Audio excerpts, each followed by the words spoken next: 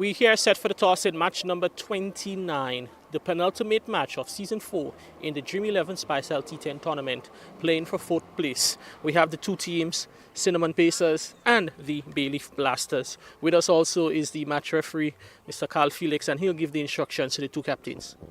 Come captain, you will toss the coin. This is your hand. Yes. The call is for a tail, and it is a head. Ryan John, Cinnamon Pacers have won the toss. Ryan, final match, an opportunity for you guys to end the match season and the tournament. What will be your decision first up? We'll have a bat first. Good track. We see your batting has been a bit up and down in the tournament. Some days you're very good, other days not so good. What do you think you'd be a score you'd want to put first? We know how the game of cricket goes. Today you're up, tomorrow you're down. I feel like 120, 130 guys could get an opportunity to seal their selection for the next edition of this competition. All right, you're talking about already looking ahead. What would be some of the advice you'd want to pass on to the guys for in the last match in this tournament? It's all about being yourself, just trust in your skill and play positive. Nothing too much. All right then. Well, Ryan, all the best today, and we're looking forward to seeing some good cricket from the Cinnamon Pacers. Thank you very much. Aaron Campbell, captain of the Bayleaf Blasters. A difficult start for you guys in the tournament. Came good, but came good a little bit too late now. You're playing for one of the consolation prizes, but being asked to bowl first today. What would be your thoughts? What are your thoughts? Our plan will be going out there. We are asked to bowl. We are going out there and we are going to put the ball in the right areas and try and restrict them under 100. Once that is achieved, we have the batting power to achieve that.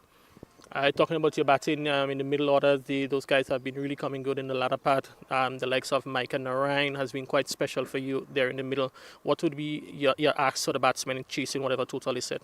Whatever total is set, the power play is very important. Yeah, we have a strong middle, but as I stated earlier, the power play is very important. So we are going out there and back ourselves and achieve whatever score is being put on the board.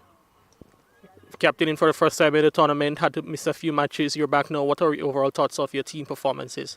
Well, we haven't had the sort of success that we wanted. However, we are fighting up for a 4th place. We are going out there and play it hard and try and win this encounter today. All right, well, Heron, congratulations so far in the tournament, and we're looking forward to seeing some good cricket in your guys' final matches. All right, thank you very much. All right, so that was the toss. Just to remind you, Cinnamon Pacers have won the toss and they decided to bat first here in match number 29. Well, the news from the middle is that the Bayleaf Blasters are in the field. That's because the Cinnamon Pacers won the toss and they have elected to bat in this, the 4th and 5th place encounter. Hi, everybody. Welcome to the final day of the Spicel Dream 11 T10 tournament here at Lassagers Playing Field. And we're live on social media pages, of course, and with me is Clyde Rondell John. My name is Jason Skeet, and we're about to get things started today. Yeah, good afternoon to viewers of this broadcast, wherever you are. And we are down to the big one, the final of the Dream 11 T10 tournament, season 4. And the ahead of us, Jason. Yeah, well, for sure it is. These Cinnamon Pacers, they have been flirting in and around the top of the table for the entire season, and they've done pretty well at the start, dropping off just a little bit, and now here they are playing for the 4th place position.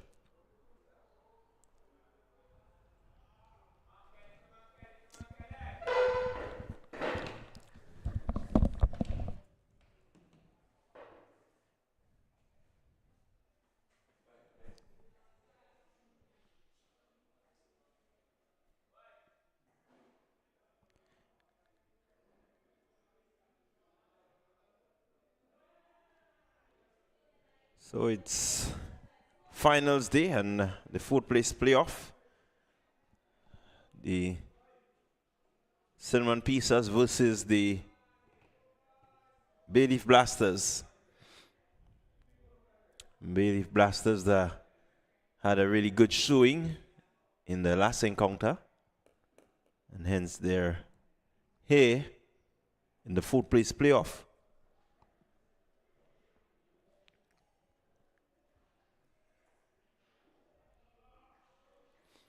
Young Andrew with the ball, just looking to set himself.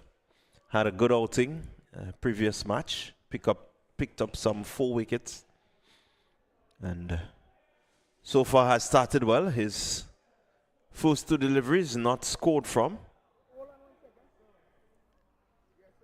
It's quite a bit overcast conditions here at the Lasseter playing field. We're hoping that the weather improves and that we can see the brilliant sunshine that we've seen for most of the days throughout this tournament.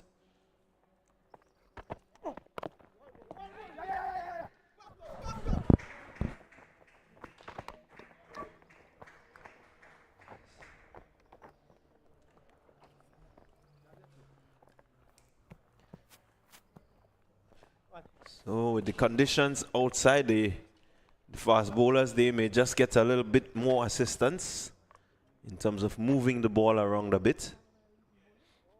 So it will make for an interesting day of cricket. It does look a little bit overcast. As a matter of fact, it is, but it has not stopped the start of play today. We did, in fact, have some rain earlier on. Up until maybe just about an hour and a half ago, there was some rain in and around this vicinity, but that has cleared up significantly, and it has posed no threat. Good shot. That's up in the air, but it would land safely. And what turned out to be an easy 2 eventually, and the loss of the bat, but still 2, and the score now moves on to 3 without loss. Cinnamon Pacers opting to bat first under these conditions. A wise decision, you think, Clyde? Yeah, the wicket is still good for batting, and the Cinnamon Pacers, they back themselves to bowl out teams. They prefer to chase because I think they have a good bowling unit also. So they would back themselves to defend whatever they put on the board.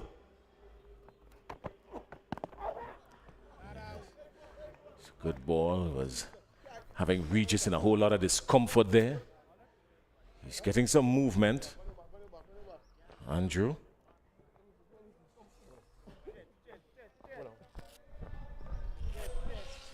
Yeah, Regis just taking one there in the soft area.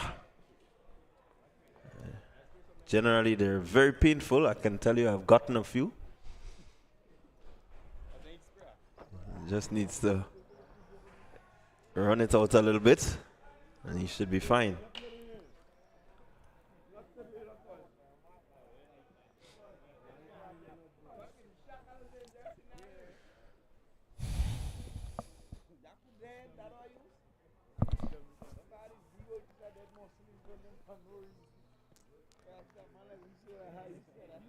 Alright guys, let's go again.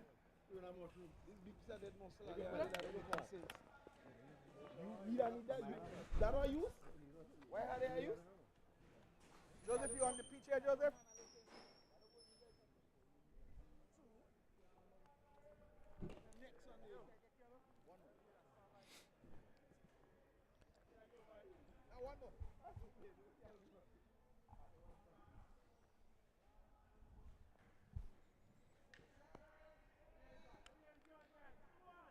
So 1 delivery remaining in the first over. A lot has been happening. Andrew has been getting some movement. He's pretty spot on so far.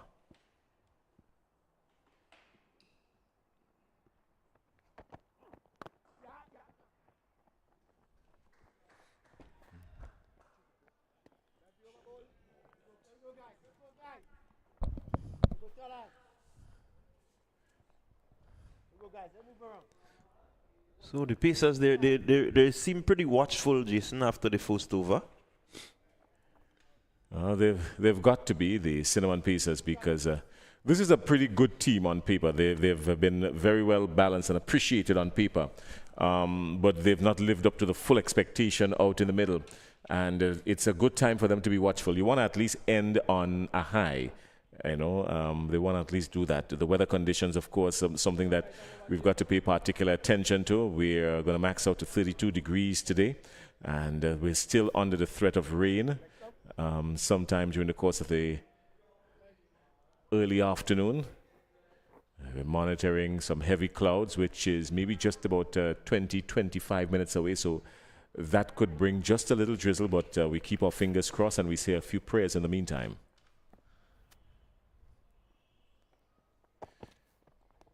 Slower delivery, wide and punished. These umpires, they've been zero tolerance with anything that is even marginally wide. Yeah, they've really held up when it comes to these wide deliveries. They've used their guidelines really well. At times they may have seemed just a little bit harsh, anything coming close to their guideline. Late soft hands, can't get it away. Shondell Regis.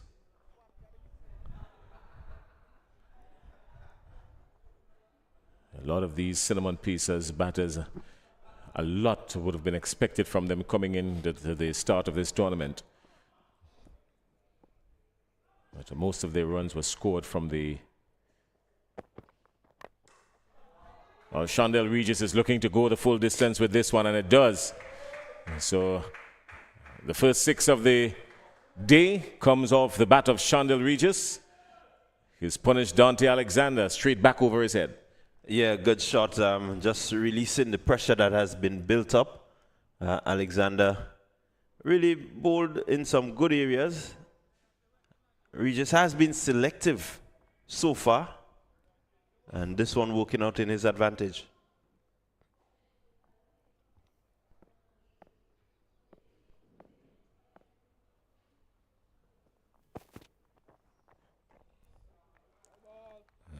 He's been beaten off his line, so to speak. And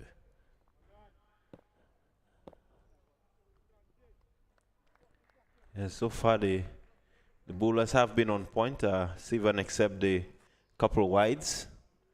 And they have really looked to settle in and bowl a good line and length.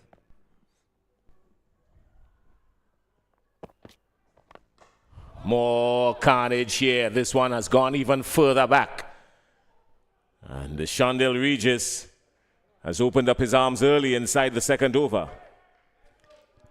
Yeah, again, Alexander just going up into that sweet area where all Regis needed to do was just to get the left leg down and swing through the line of the ball, because it's close enough to him that he can dispatch it for 6. So he needs to check his length here, Alexander. His length has been checked for him more than anything else.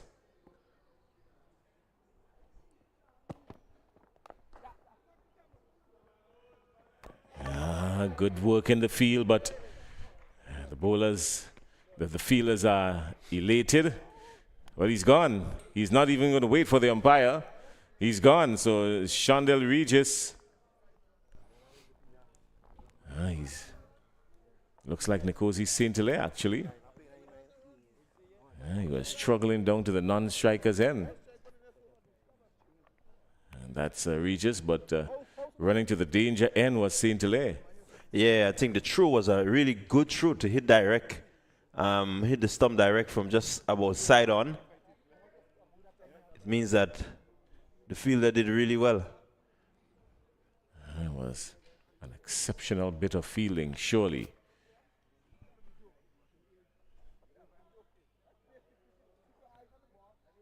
And Nkosi Saint-Hilaire has been run out for 1. He's not gotten off really, save and except a big score that he had a few days ago, but he's not gotten off.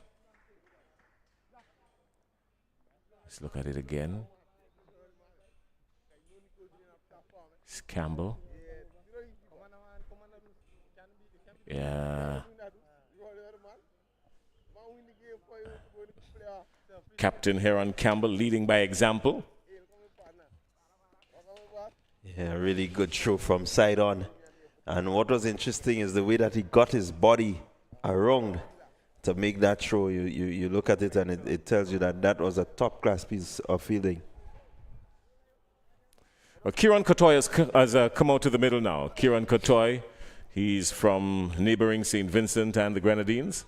And he too has been due for something massive in this tournament. It's the final day for him, so today is the day if he has to get it, Kieran Kotoy. I thought he could have batted a little bit later to get some form, but he has maintained that number 3 position. Let's see.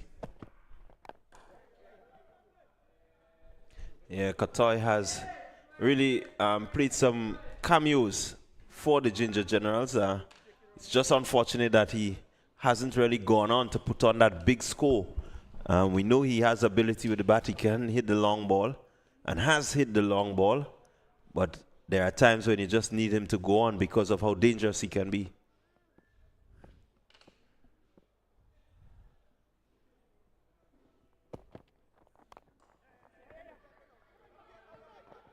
Well, they're getting a lot of easy singles inside of the circle.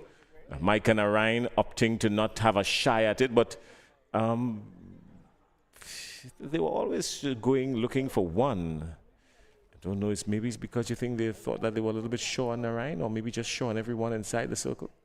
Well, I think looking at Regis and Kotoy during the tournament, they are pretty quick between the wickets, and so they back themselves to get to the other end. Well, at the end of 2, the Cinnamon Pacers are 20 for 1. They lost the wicket of opener Nkosi St. Hilaire. He was run out by Heron Campbell for 1. And they've got some work to do. This partnership now starting. They've now come together. Just 2 runs coming off of this partnership so far. So they've got a lot of work to do. In the meantime, Raishan Andrews will continue. Kelshan Andrew.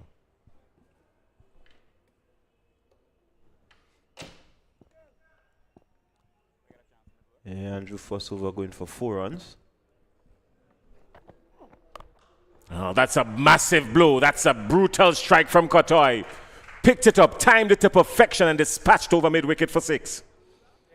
Yeah, really, really good shot there.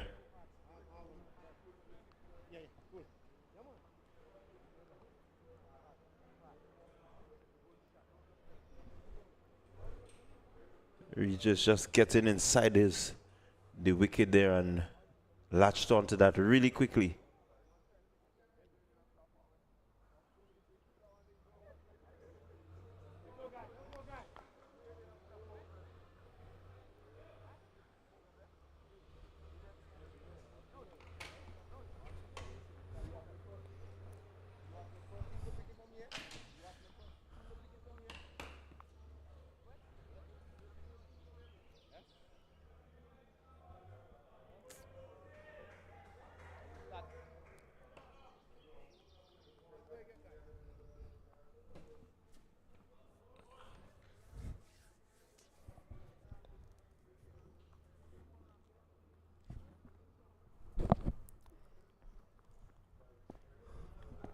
So Andrew needs to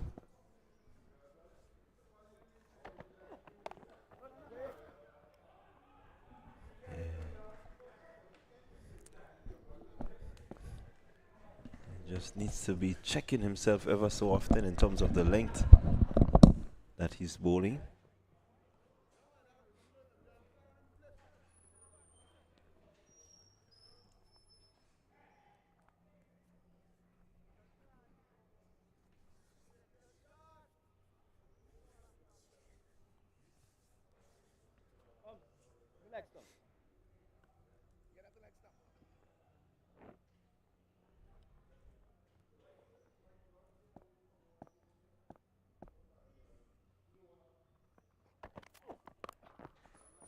Again, Regis looking to pull in well, will not get to the boundary, but they're gonna cross for 2.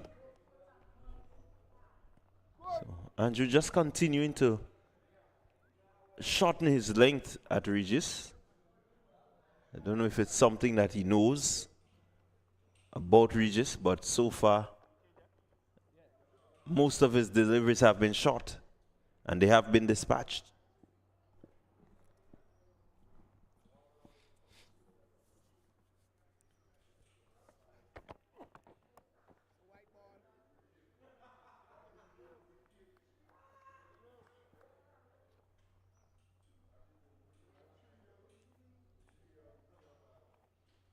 Another extra to the total.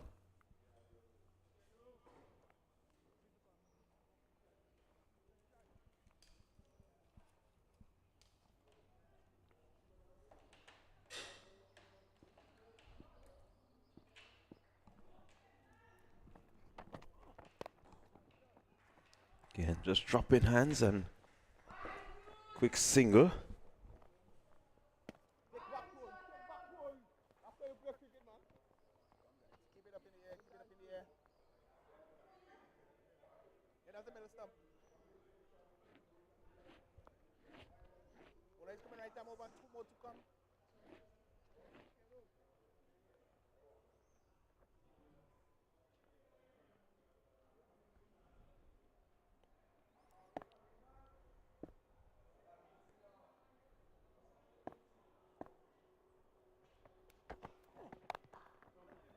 Again, shorter in length.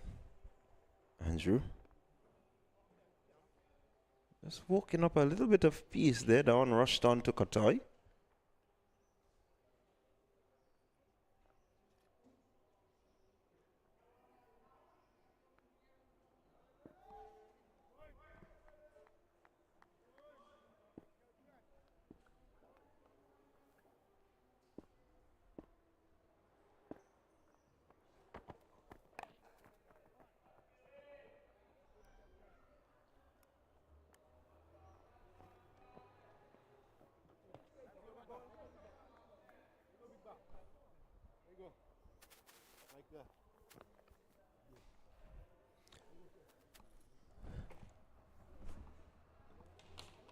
So another over comes to an end. It's 31-1. The Cinnamon Pacers are just going about 10 and a quarter.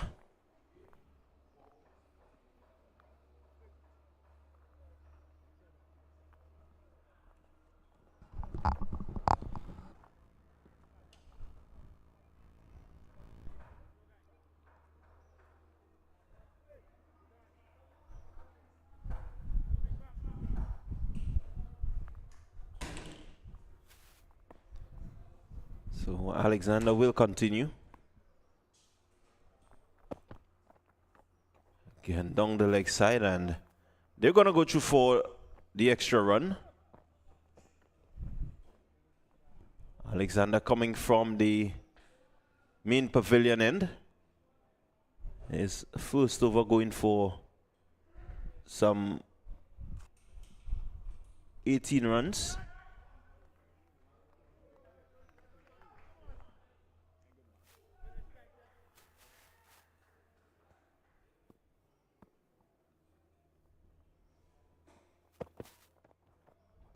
Again, just seem to have lost the reader there, Alexander.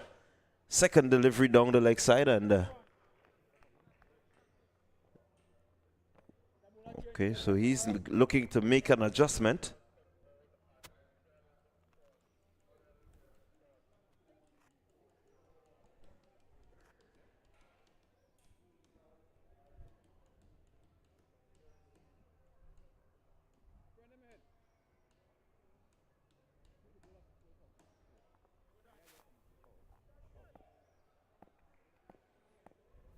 Around the wicket now.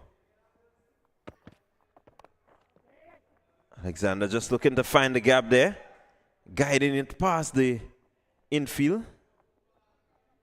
And they cross for 2.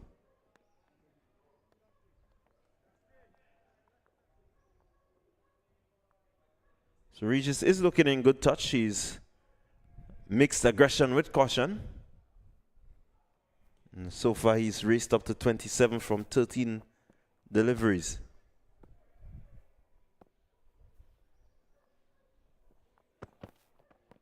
Alexander again short, and Regis finding the gap there. And again another double taken.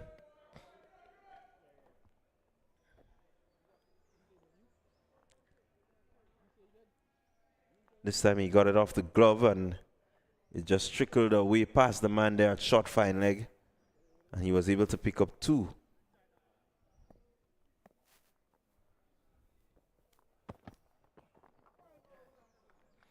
That one was a good delivery. Just came back in at Regis. I think Regis playing all inside it.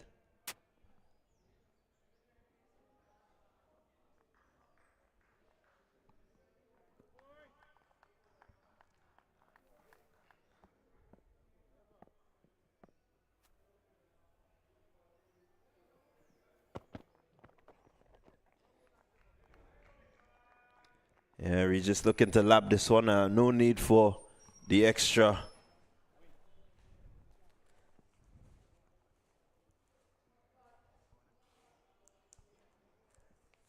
Just needs to stay in the wicket and continue to bat as he's been going.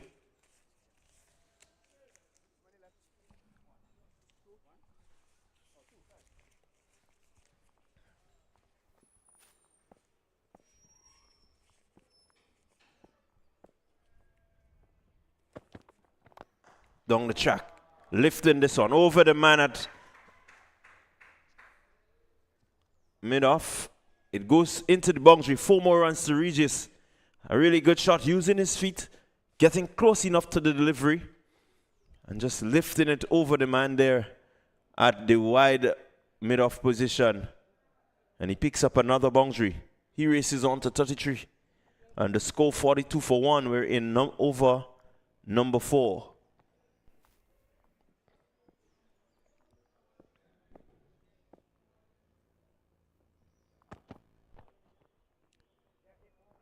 Slower delivery and keeper not able to gather it in. And just eluding him there.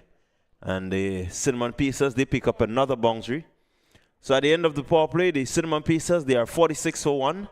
Looking really maybe to cement that 4th spot. They're off to a pretty decent start.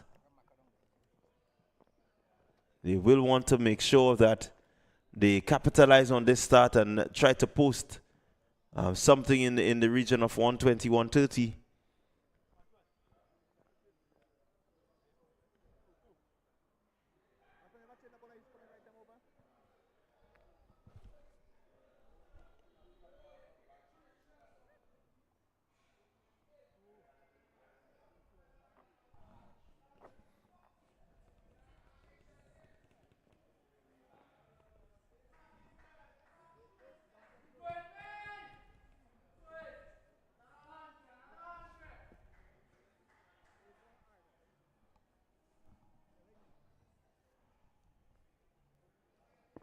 So it's going to be Micah Narain with the ball. And he's going to be bowling to Kiran Katoy. Narain on the legs, and Katoy just getting inside the line of this one. Just tickling it fine past the man there at short fine leg. And so it's another boundary to the Cinnamon Pacers. They rush on to 50 for 1.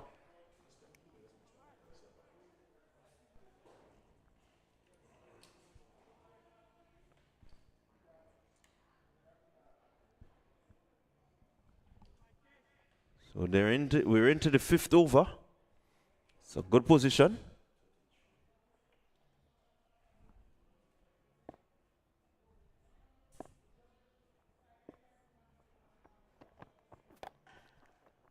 Toy down the track and pulling. And just finding Pascal out there.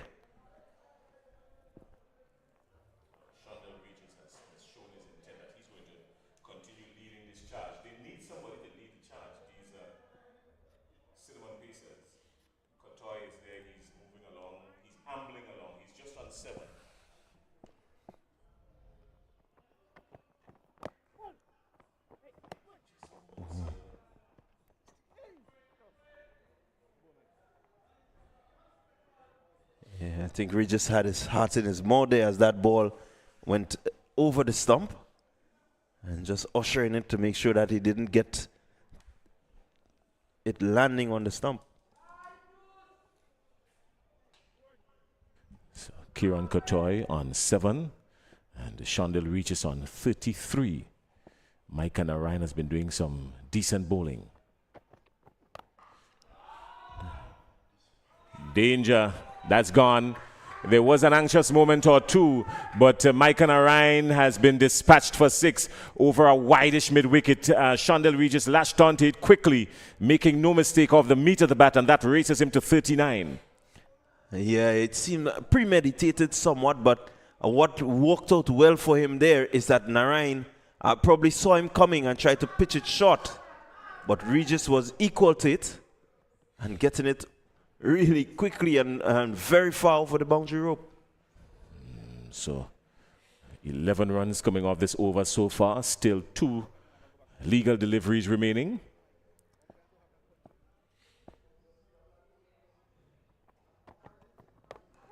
Ballooned up in the air, anxious moments. Their fielders converging on there. This could be danger. Yes, he bobbles it 1-2 and he drops it. Well, look at this. What was an easy catch turned out to be all sorts of confusion. And Nyron Belfont, the man with the butterfingers, oh my. Yeah, really a big miss there. Regis, who seems to be the aggressor of the partnership so far, given a life. And we saw what happens when you give these cinnamon pacers a life. They can hurt you. Of the bowling of Micah Narayan, he's gone for 12 already. And a missed chance, he would have loved to pick up that wicket. He's still got 1 legal delivery remaining. He's been particularly expensive. He's been dispatched around this ground. This time turned, flicked 4 more.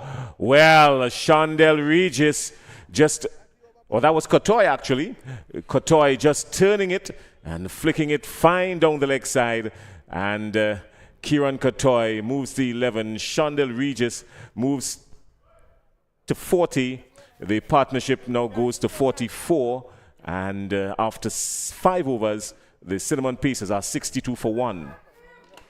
Yeah, really good position, the Cinnamon Pacers.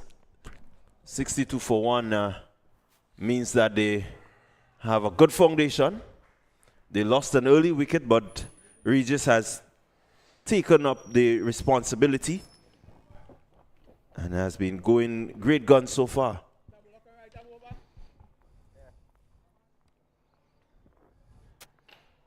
So the current run rate, they're going at just about 12 and 3/4, just a little bit under 12 and 3/4, and not bad at all. 62 runs coming off the first 5 overs. And then there's some more. 6 more. Shondell Regis moves to 46. He was given a life, and boy, is he making use of it.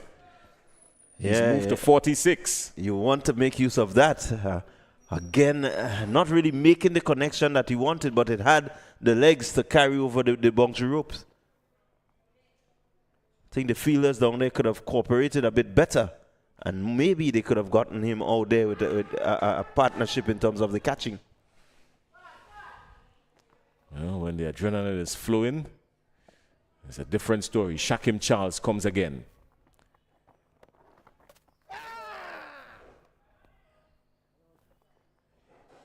He's gone down the leg side this time, hiding from Shondell Regis. Shakim Charles, Adam in the garden hiding. He's going down leg side.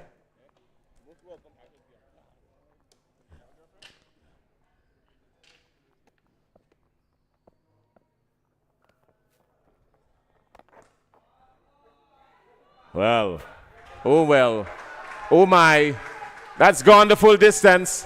And Shondell Regis brings up his half century with some zest. 6. Yeah, again, I mean, you look at his approach and he was watchful from the start, and I think now he's really just looking to motor on and bringing up his 50 in some 23 deliveries. Really been hitting it well. More runs for Shondell Regis.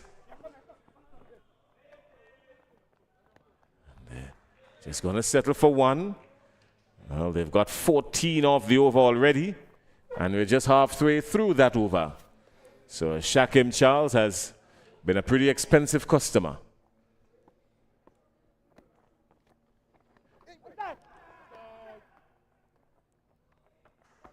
More anxious moments there. Kieran Cotoy not cashing in on it.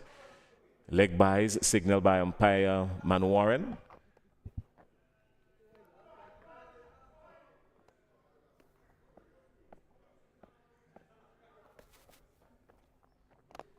He's gone again. Well, and another drop catch. Well, look at this. When you're having a bad day, you're having a bad day. When it's going against you, it's going against you. Richard Rogers, who would normally have a pair of safe hands. Another sitter dropped down at long off. Yeah, well, really, you expect these catches to be taken. And someone like Rogers, we've seen him take some, pretty brilliant catches during this tournament and putting down one that I think everyone expects him to catch. 16 off the over so far. The Cinnamon Pacers have switched gears. They've gone into another gear now.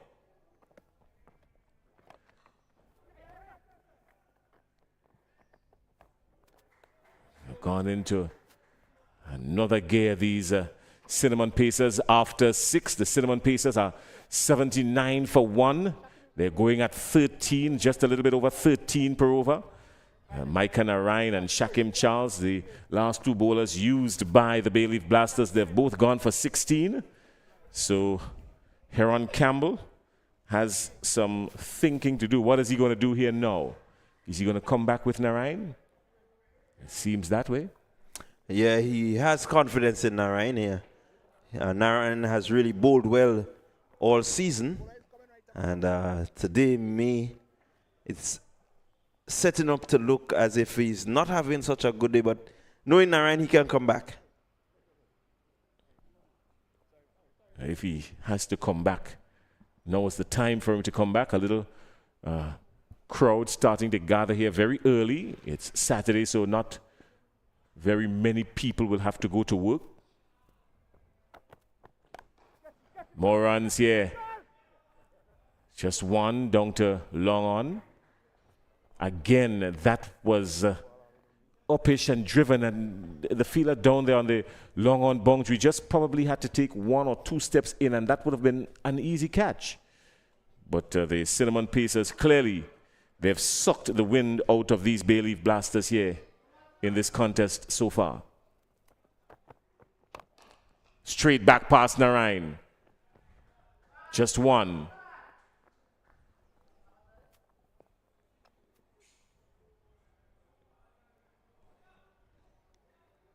Yeah, the Pacers really motoring on now.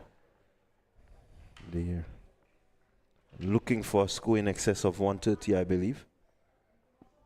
The Vincentian Kieran Kotoy is on strike. Narayan comes to him. They're walking these singles. Now, that should have been 2. I think they're a little bit lackadaisical now, these Cinnamon Pacers. They've probably taken these Bayleaf Blasters for granted, but that should have been 2. They settle for 1. Maybe they have a plan. Maybe there's a ploy. Shondell reaches on 55. He's been there for just about half an hour. Oh, this one is going the distance. That's going to be caught out in the... Oh, no. Oh, my. Oh, my. Well, it was right there for the taking. And guess who again? Belfon. This time it was easier than the first one. And Belfon couldn't even catch a cold this morning if he was taking a shower after waking up at 3:30 in the morning straight from bed into the bathroom.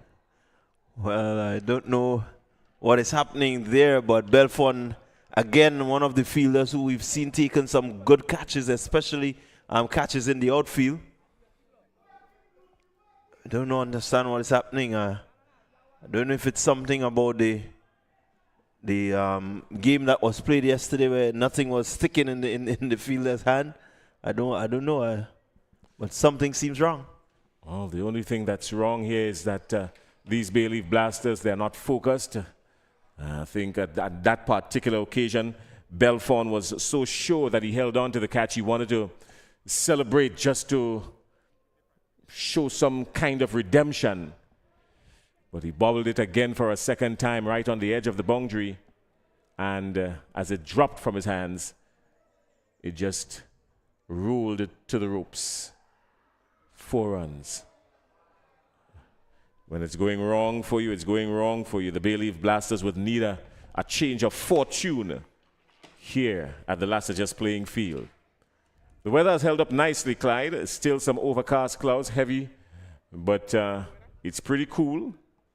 So they have not been threatened by any downpour just yet. The Met Office did indicate that we've got a warning out looking for some rain in a few minutes, but we've not seen that. Maybe the wind has just blown those clouds away from us. It has also blown the catches from the Bayleaf Blasters. Yeah, somehow they need some reinforcements out there. And the Bayleaf Blasters, they not catching the gifting that they've been gifted.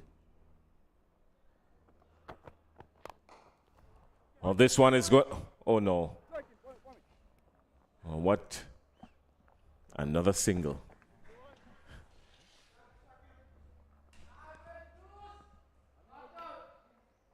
I picked it up late, I think. Started to react late down on the long off boundary. Kieran Kotoy, the Vincentian, is on strike. And he's playing Narayan up to Belfon. Belfon, who does the fielding.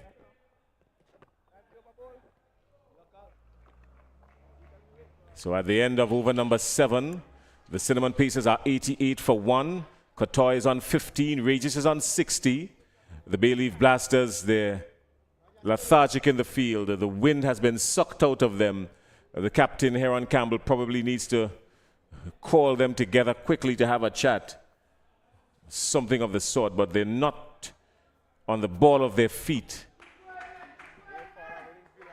They need some encouragement. They need something to pick them up, these Bayleaf Blasters. And the only thing that have been picked up so far is Shondell Regis picking up every ball and dispatching them. Yeah, the Bayleaf Blasters really seem flat. I think when it's not going your way, you just need some sort of inspiration. Let's hope that Charles can provide that. Wow. He can provide another 6. That's Kotoy. When it's going, it's going. 94 for 1. The Cinnamon Pacers onslaught. Yeah, Kotoy getting into the action and not holding anything back. These Cinnamon Pacers, you pitch the ball in their zone and they're going to go with it.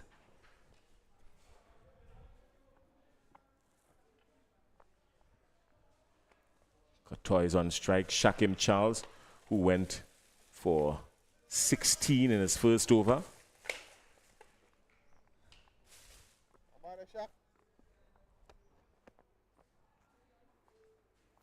He's gone for 6 already in this one.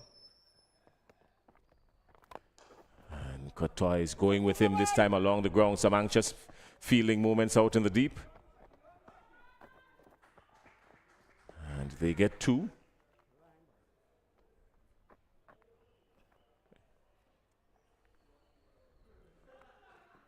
So they're not making a serious contest about this one at all, the Bayleaf Blasters.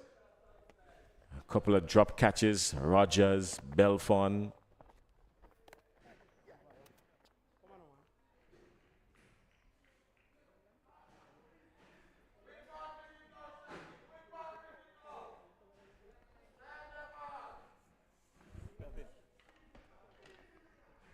The big one coming up later on, the Clove Challengers and the Nutmeg Warriors in the final.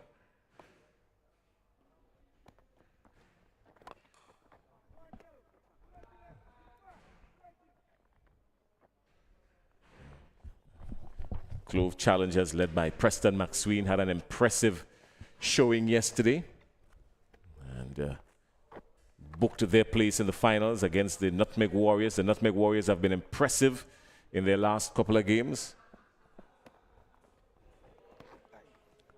Yeah, they really look good, the Clove Challengers. Warriors sealed their spot very early, and they were just waiting to see who would come join them. Regis looking to free the arms at just about everything now. He's been stuck on 60 for a while, Regis. He's now moved to 61, but he has faced a few deliveries well while stuck on 60. So maybe they're just cramping him, maybe a little too late.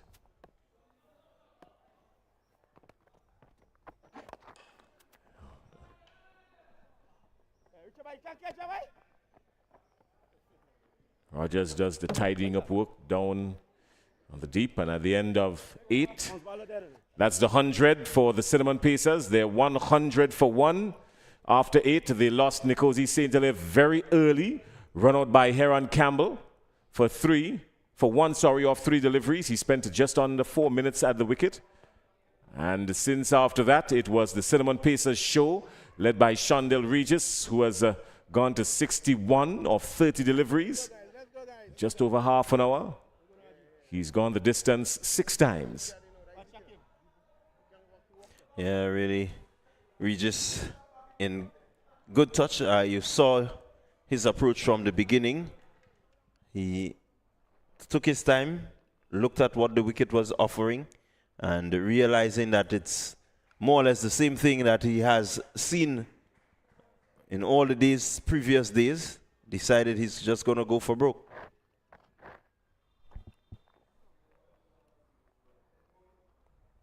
Worked out well for him so far. Plundering 61 of 30. Just about 203 his strike rate.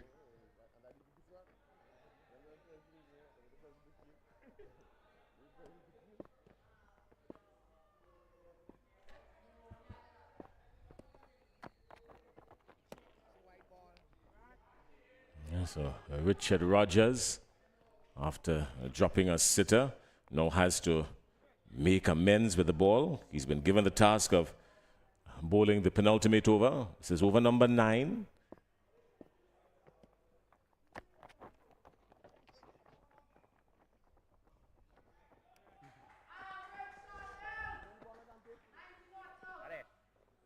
Shondell Regis is on 61.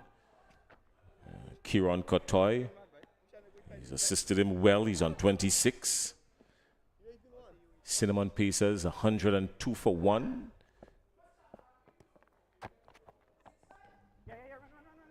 You ever thought that the Cinnamon Pacers would have gotten to 100 for just losing 1 wicket? Well, the way they approached the game, you certainly saw that they didn't take any unnecessary risk. They really tried to play the ball on merit. And so far, yeah, definitely. Congratulations to Team West Indies. Did you look at that game last night between the West Indies and the USA? I got to watch the highlights. By the time I got home, the game was over. Kotoy has picked this one up. It's going to go the full distance. Backward a square, 6 runs. So Kieran Kotoy has sent Richard Rogers on his way. Yeah, another boundary there for the Cinnamon Pacers. Really a badly lined delivery by Rogers, and Kotoy just helping it along its way.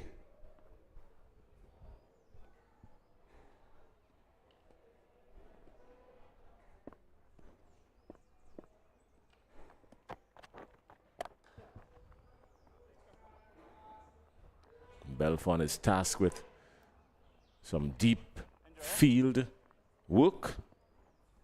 He tidies up nicely. Yeah, I expected the West Indies to win. I expected the USA to put up a bigger fight. I expected the match to be a little bit closer than it was. But as a born and bred West Indian, I'm not going to complain at all. I'm very happy with that. Oh, that's big. That's huge. Belfon is settling on it again. Anxious moments for everybody. And it's just over Belfon's heads for 6. So clearly the Cinnamon Pacers have targeted Belfon. Yeah, well, when it's going bad for you, the ball seems to just be following you. And that one following him again, standing on the ropes, but couldn't reel it in. Could have gotten back a little bit more. It's quite a bit of room behind him.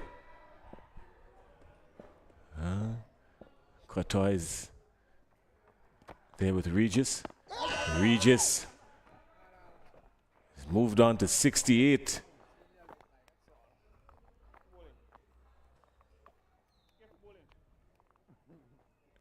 They've targeted Belfon, and at the end of 9, the Cinnamon Pacers are 118 for 1. Yeah, 118 for 1, 1 over to go. Will be interesting to see the approach of the Cinnamon Pizza batters in terms of what sort of total they're finally looking at. Do you think anywhere maybe the last over they can get about 15, 20 runs off the last over? Yeah, well, I certainly think that they're going to be looking to put the bad balls away, maybe make the good balls into a bad ball, because you have batting, you have a lot of strikers in to come, so there's no reason to hold back. Imran Joseph has the ball. He's going to have a heavy task ahead of him. Imran Joseph, number 17. Joseph has not had an awesome season. He's had some pretty good seasons in the last 3 years, but this year has not been very good for him according to his standards. Yeah, I think he didn't settle and play the type of cricket that we know he can play.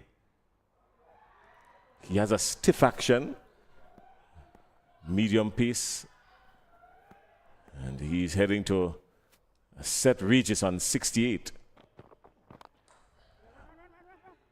Beating the field at backward point. That's 4. That's 4. Shondell Regis into the 70s.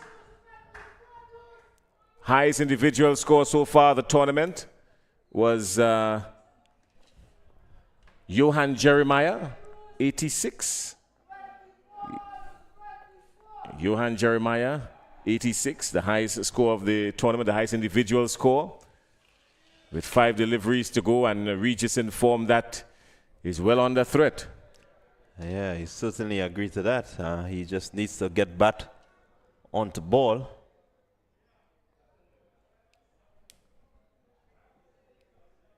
Big match coming up in just a while. The big finals, the Clove Challengers and the Nutmeg Warriors. The Nutmeg Warriors have been featured in every finals of this competition since it started 4 years ago. They won the first one. And then they were in a finals clash between them and the Bayleaf Blasters. In the second edition, the Bayleaf Blasters won that. The third edition last year, the Saffron Strikers won that in the final matchup against the Nutmeg Warriors again. And here the Nutmeg Warriors again in the final, this time against the Cinnamon Pacers. So they've faced a different opponent every time. Yeah, they really have been the team that always seem to cement their spot in the final, but just somehow missing out on being on the winner's podium. Today, I'm really looking forward to see if they can cross the line, or if the Clove Challengers are going to once more defeat them. Well, they've had some good matchups with the Clove Challengers throughout this tournament so far. Exciting moments here now. Imran Joseph has 5 legal deliveries remaining. The Cinnamon Pacers on 122. Shondell Regis is on 72, and he's on strike. Kieran Katoy is there on 33 of the non-strikers, and let's see. He's heisted him. This is going to be anxious moments here. Will it go the distance? And finally, someone takes a catch for the Bayleaf Blasters. Shondell Regis goes for 72. He was caught in the deep, down on mid-wicket. Imran Joseph, the bowler. Yeah, good catch there. Regis looking to exploit the gap. But Andrew really covering some decent ground and took a brilliant diving catch. So finally, they get their man, but a little too late. 72. Shondell Regis, good knock for him. Shondell Regis, of course, 72, and he was brutal. 7 6s and 3 4s, spent exactly 45 minutes outside there. 72 of 35 deliveries. Strike rate of 200 and a smidgen. Yeah, really good striking, good hitting from Regis. Took a while. He took a few balls to assess, and then when he got the piece of the wicket, he really showcased the talent that he has.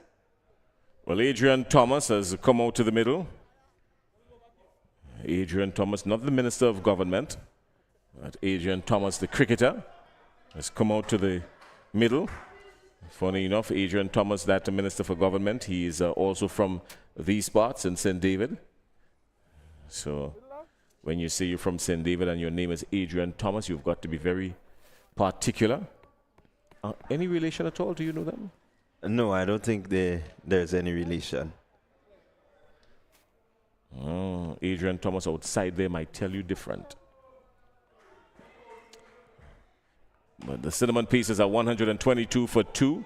They've just lost their second wicket. Shondell Regis caught by Kelshan Andrew of the bowling of Imran Joseph down in the deep. He was at mid-wicket really, Andrew, but he had a lot of running to do, so he ran around just almost the square leg, just almost, and picked up a diving catch. It was excellent, well-executed catch. Joseph greets Thomas in typical quick medium pacer bowler fashion. Yeah, Thomas just sticking that one on the body. I think it came through faster than he expected. Joseph really rushing him. That brings Kotoy into strike. He's on 33. With some massive blows here, Kotoy could also get to a half century. He's much capable of doing that, Kotoy. Yes, he is. Slower delivery, and Kotoy goes with him. And just one. Good bowling by Joseph. Realized that Kotoy was looking to chip down the wicket at him and held it back a little bit.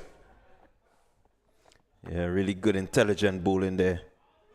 Joseph just really taking his time, going through the pieces, ensuring that he's clear in his mind as to what he wants to do.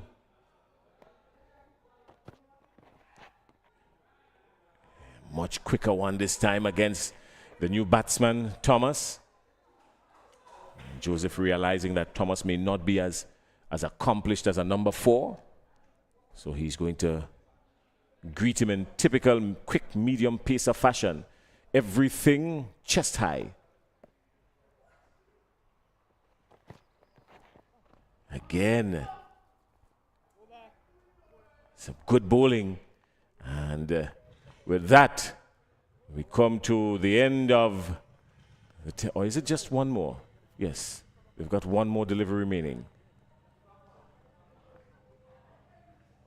The scores are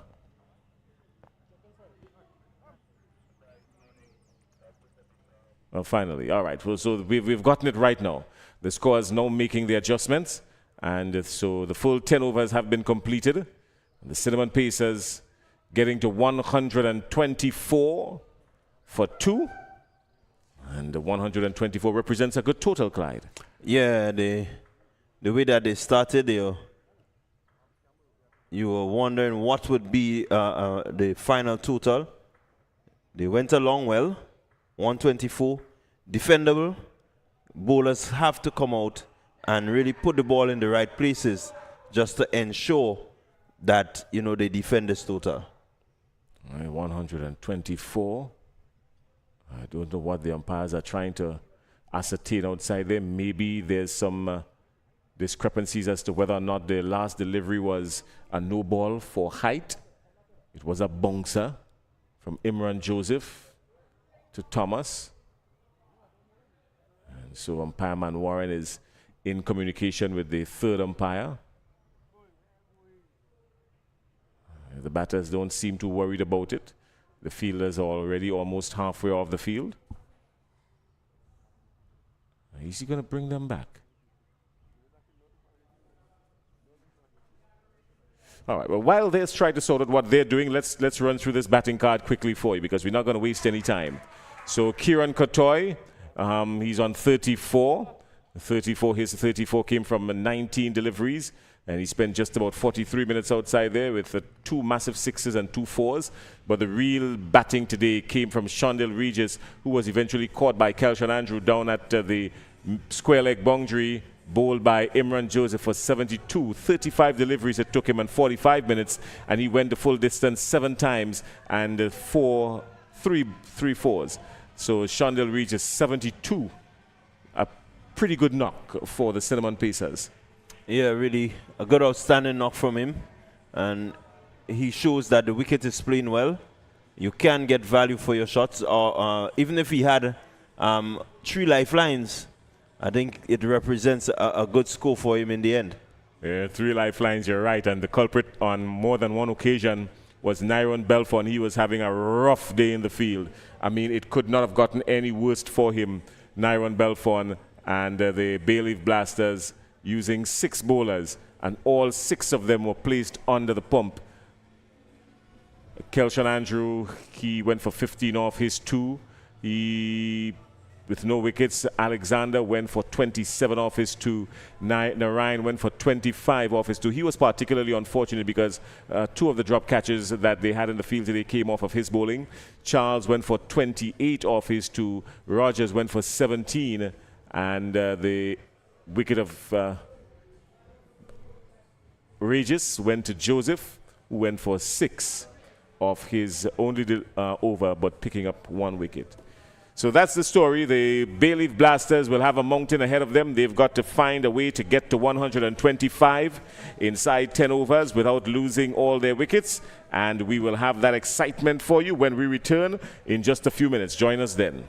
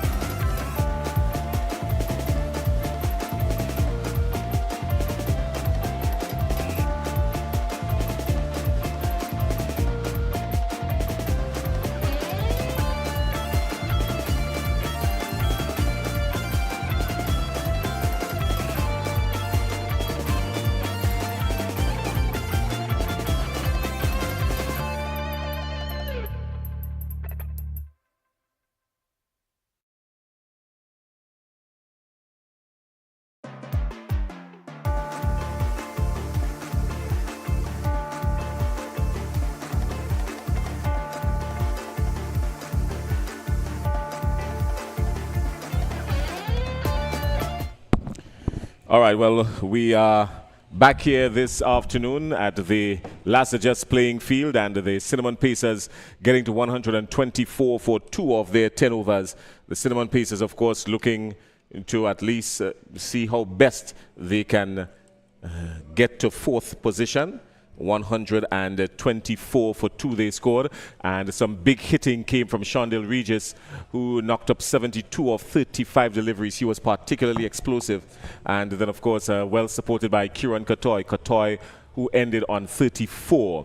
The Bayleaf Blasters, they've been under the pump, particularly in this one, dropping a few catches and looking very lethargic in the field. But the game is not over yet. They've still got a lifeline. They've still got the opportunity to make something out of this one. And they're going to try to knock up 125 in 10 overs. If they have to get it, well, it's going to be very exciting, because that means that they will have to go just about over 12 runs and over.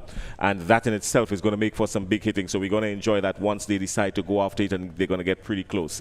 All right, well, coming up later on this afternoon, right after this innings here of the Bayleaf Blasters, we will have the finals between the Clove Challengers and the Nutmeg Warriors. The Clove Challengers using the long road to the finals, but they're here, and of course the Nutmeg Warriors, they've been featured in every final so far, so it is safe to say that the Nutmeg Warriors has been one of the more consistent teams in the tournament. But cricket is played not on paper, out in the middle, and when we get to the finals, of course, well, that's going to be a whole different story.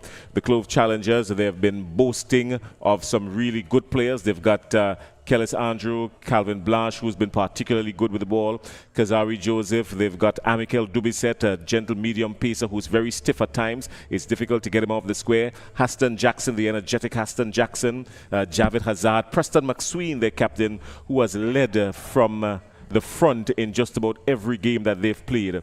And with me this afternoon is the coach of the Clove Challengers. Coach, good afternoon. Good afternoon, and good afternoon to the listening public. Well, you guys are preparing for the big finals coming up later on today. What's the mood in the camp, Coach? Yeah, well, the guys are very exciting coming up from that win yesterday, you know, against Nutmeg in the qualifiers. We didn't make it across the line, but today we're hoping to come out with a more positive energy. Guys are excited from the group chat this morning. Everybody was up and excited for this day, and hopefully we could go out there and execute as we did yesterday. All right. Well, I could tell you this. I know that I've seen the chirpiness in the field in the last couple of games, and you guys have been on the ball of your feet. I mean, some serious talking taking place in the camp? Yeah, well, we always try to be positive in everything we do. You know, we always, especially when we goes out, we have targets that we set to defend, and that's the way we go about the tournament so far. And it has been successful for us, and that's how we're going to continue throughout the tournament. Well, you folks, I don't want you to give your secrets away, but I know you've got a plan for the Nutmeg Warriors. You want to share a little bit of it? Well, you know, definitely we played the Nutmeg twice. Them won one, we won one. So we have our plan of this up our sleeves. You know, we don't want to say too much because it's far from starting. So, but we have our plans. We have to execute, and we have our routine plan as well as a team. But we also have individual plans coming up for against the Nutmegs. Any player you're looking out for today that would probably do some damage with the bat of the ball? Well, we're hoping that Ned fires for us in the bat. You know, he has been prolific for us for over the last couple of years, and we're hoping that he really dig deep today and get some runs. All right. Well, that's the coach of the Clove Challengers, Aaron Thompson. Aaron, thanks a lot for spending time with us here at the commentary booth, and we see you out in the middle when your time comes. Thank you. Nice being here. All right. Well, that's Aaron Thompson, the coach of the Clove Challengers, and the Clove Challengers will be facing up against the Nutmeg Warriors. We're going to be speaking with Junior Murray in just a little bit, but the chase has started. The Bayleaf Blasters looking for 125, and let's go. Dana George will open the bowling for the Cinnamon Pacers. Cinnamon Pacers, a pretty decent all-round team on paper. And no doubt they will fancy their chances in bowling out this Bayleaf Blasters team. Junior Murray is in the wings, just waiting to come in. He's going to come in after this over. Straight back past the bowler. Anxious moments here, but just one. And Dana George is very good with mixing his pace, this Dana George chap. Yeah, he mixes his pace well and does get the natural left-hander's movement across the right-hander. And so he can prove to be a handful at times. Wavell Benjamin and Heron Campbell, the opening pair for the Blasters. Firmly off the bat, sweetly timed to perfection. Does it have the legs to get to the boundary? The race is on and the ball just wins. And that was exquisite. Well played by Wavell Benjamin. Yeah, really brilliant shot. Ball was leaving him. He stepped across slightly and just used the width offered to really push that one through the gap. And 4 good-looking runs to him.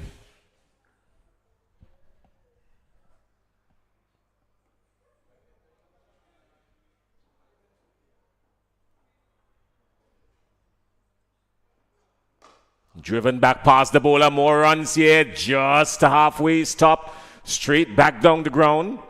Another single. So Benjamin has been middling. Heron Campbell, he got off to a pretty good knock a few days ago and liked himself. He's a strong man, he can middle it, and when he hits it middle, it usually disappears in the distance. Yeah, he will want to lead from the front here today. He's played it on, he's gone. He's played it on. Looking to go across the line to Dana George and a slower delivery. And Heron Campbell is walking back to the dugout. Drama early for the Bayleaf Blasters. Yeah, really a big wicket here for the Bayleaf Blasters. Campbell is the man that they will look to set a foundation, to really give them that sort of encouragement that they can do this and really get the position that they require. But he goes back, bowled by Dana George. So a big strike for the Cinnamon Pacers. They will be happy to see the back of Campbell. Yeah, well, Campbell has had a rough season, if only. He is a whole lot better than his stats would have suggested for the season. He was struck a couple of times, had to sit out a few games. And then when he came back, he was nothing but a shell of himself. And he is looking for, he did say that in a post-match interview we had a few days ago, did say that he has already put this season behind him, but more so he's looking forward to next season. He was looking to slap it maybe straight back past the bowler somewhere, but just to play it on to his stumps. Well, that is the demise of Campbell. It has brought Mike Narine to the wicket. Mike Narine, the more informed batsman, or maybe the most informed batsman for the Bayleaf Blasters. He's been the most consistent for them with bat and ball. He's going to be there. He's joined Wavell Benjamin, and Dana George has the final delivery of this over. Turning past the wicketkeeper. They get one. Probably contemplated a second, but that would have been suicidal. At the end of one, the Bayleaf Blasters are 6 for 1 in search of 125. They're 118 runs adrift, and they would need some big hitting. And while we speak of big hitting, Clyde, you have the big hit, the big bat, Junior Randolph Murray in the chair with you. Well, let me say a pleasant good afternoon to, well, Junior Randolph Murray, MBE. We cannot leave out the MBE at all. Junior, it's good to have you with us. Looking forward to that big game today, the finals. You have featured in every final of the Dream 11 Spicer T10 so far. How does it feel to be here once more? First of all, I must say good afternoon to you, Randall, for having me here on this small interview here. I think it's a really good feeling to be in the final again. I think we've been playing some good cricket in patches. I think we need a bit of improvement here and there. But I think with a good head on our shoulder and a good leadership by Andrew Fletcher and Roland Cato, I think we keep the guys intact. We have a very good gel going on with the team, and I think that is one of the main things the reason why we are in the finals here at the moment.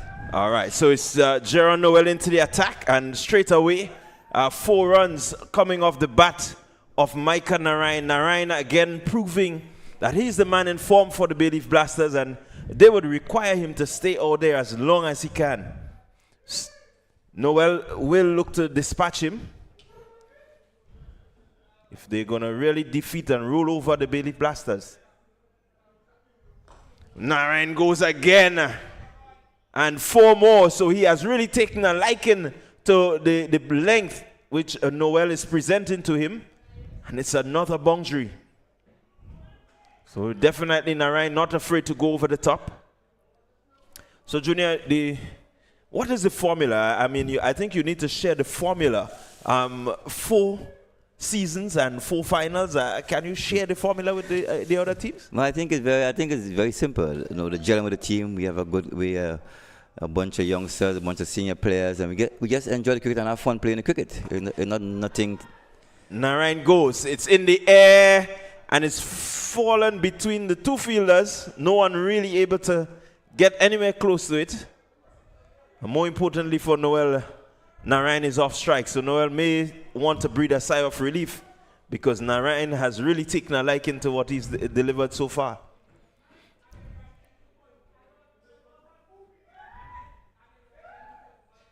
Wide down the leg side. That's going to be signal now. So Noel under a bit of pressure. Some 9 runs, 10 runs coming off 3 deliveries. It's not characteristic of him.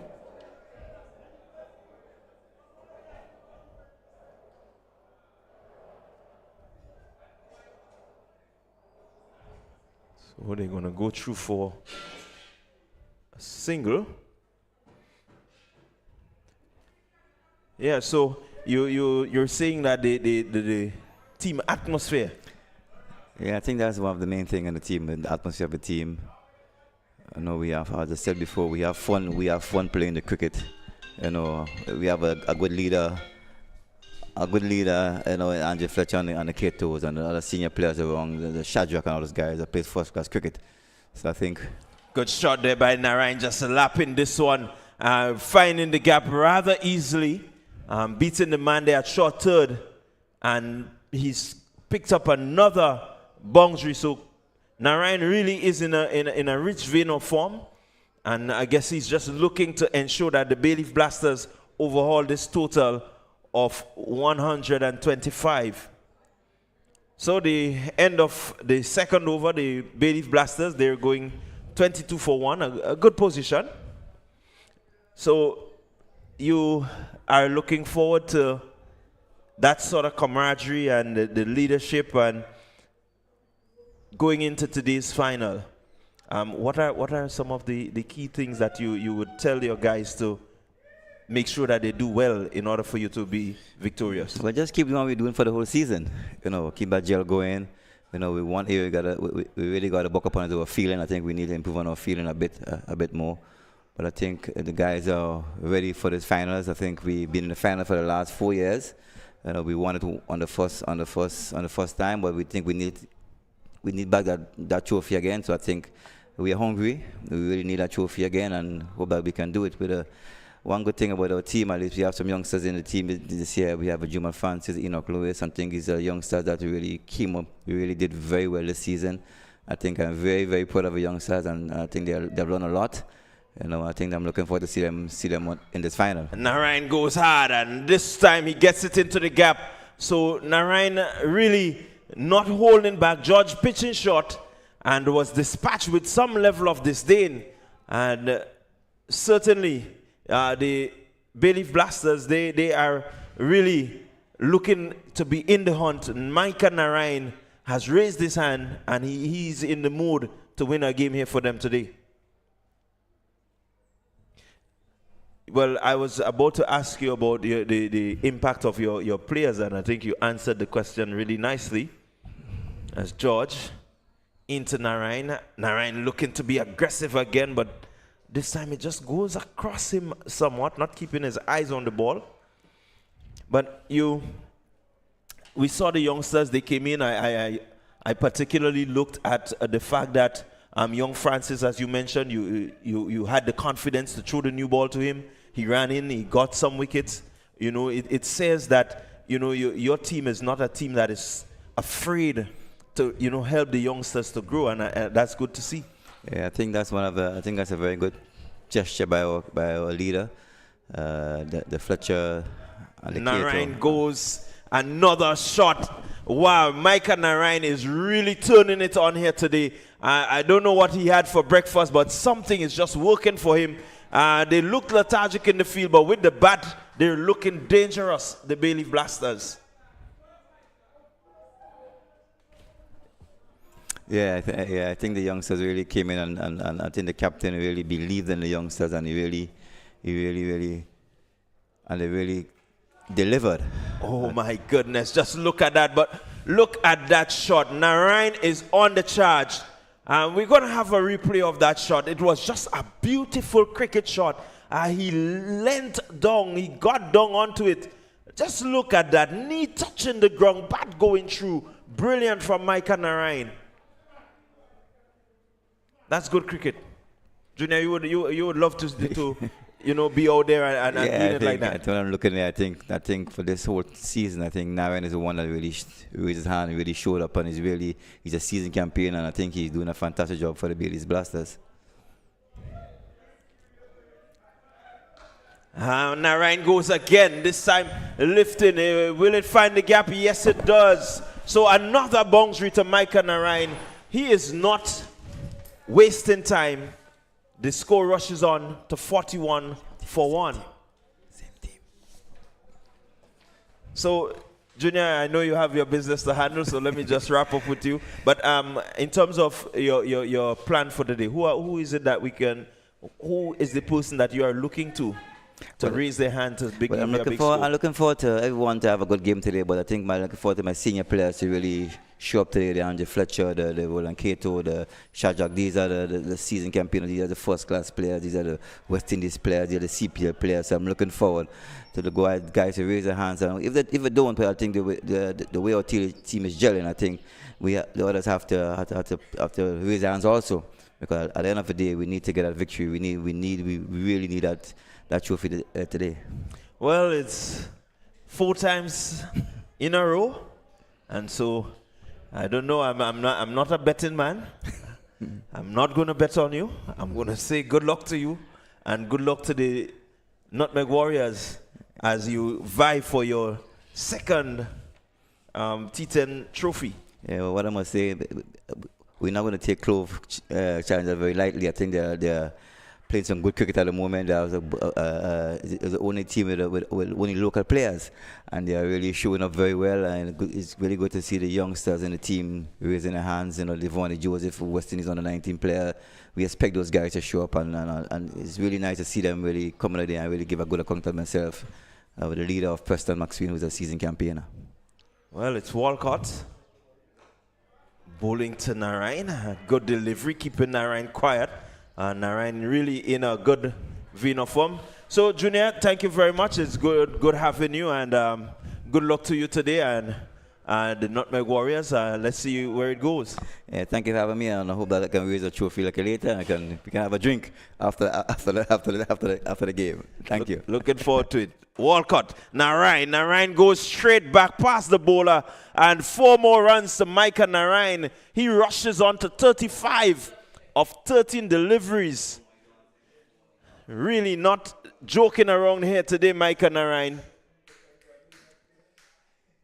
Micah Narayan not really in the mode for playing. He means business.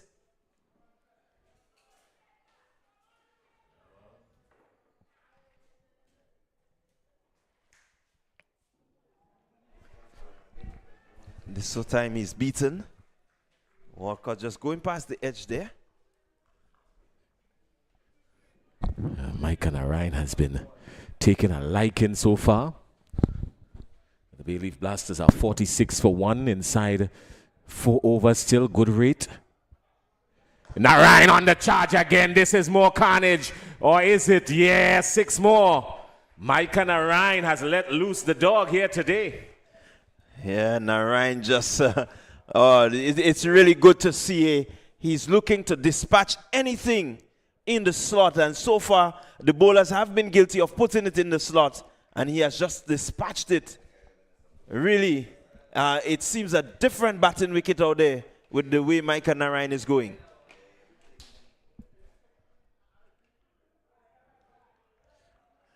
just missing there.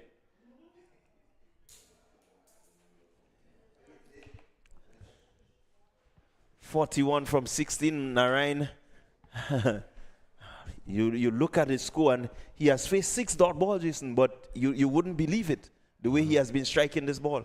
He's been brutal. He has raced to 41 already. He came in after the fall of the Heron Campbell wicket. And since then, it's been the Micah Narayan show. He's been punishing everyone without any reservation whatsoever. So after the end of the power play, the Bayleaf Blasters are 52 for 1. The Cinnamon Pacers were 44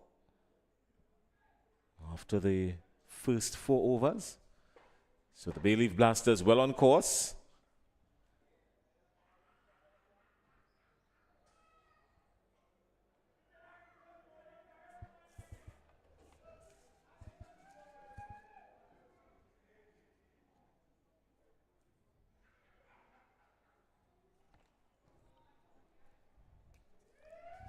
Yeah, they certainly on course. The Cinnamon Pacers will need to bounce back. More runs. More runs here. Wavell Benjamin has been issued a life, Clyde. Yeah, really. Noel making a meal of this. I think he was a little too casual. Should have taken by his standards. He would normally take these. And so you do expect at this level that he would take these catches. Yeah, really. Murray will feel aggrieved in putting in some effort there, Murray. Wide signal. But it's really not the sort of feeling that you want to replicate. At this point in time, you under the pump, and I think that one really should have been taken. Yeah, it really should have been. I mean, it was an easy catch by all standards here. I mean, I've seen more difficult catches been taken, particularly by someone of Noel's caliber. So Murray to Narayan, and he's bowled him. What a delivery by Cutson Murray. Narayan looking to whip him through the onside, missing. And that natural left-hand movement that he gets, he just rumples the stumps of Micah Narayan. Yeah, well, he pitched on leg, and it just kept moving right around. And the late movement from it, because pitched right up, really. And Micah Narayan was looking to go into the onside with him, probably looking to play a little bit square of the wicket. But he was beaten, bowled around his legs by a beautiful delivery from Murray. I don't think he can replicate that delivery again, Murray. He has to prove me wrong on it. Well, certainly, Murray has decided, look, you're not catching, I'm going to do it myself. He got him bowled. Narayan, who has really, smoked everyone in his part so far, has been bowled by Cutson Murray. Beautiful delivery, just cutting across from the leg stump.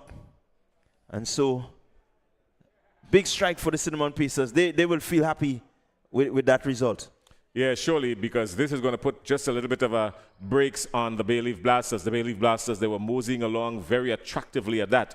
The first wicket going down for 54. That means that they were right thereabout with the Cinnamon Pacers. And if they do continue at this pace, it means that we're going to be in for a thriller at the finish. Yeah, that fall of the wicket now brings Richard Rogers to the crease.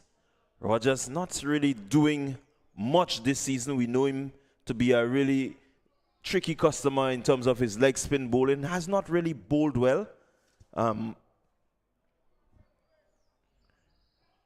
Oh, sorry, my bad. So that's Celestine that has come in. Yeah. Well, Celestine on the 19 player again. Lot on his shoulders. Oh.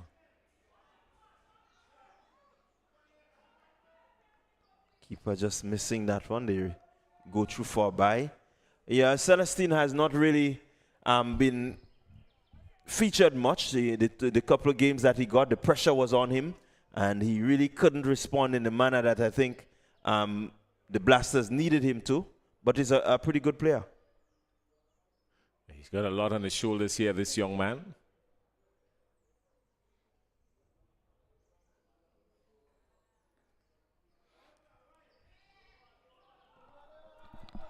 Again, the bowler looking to dig it in shot.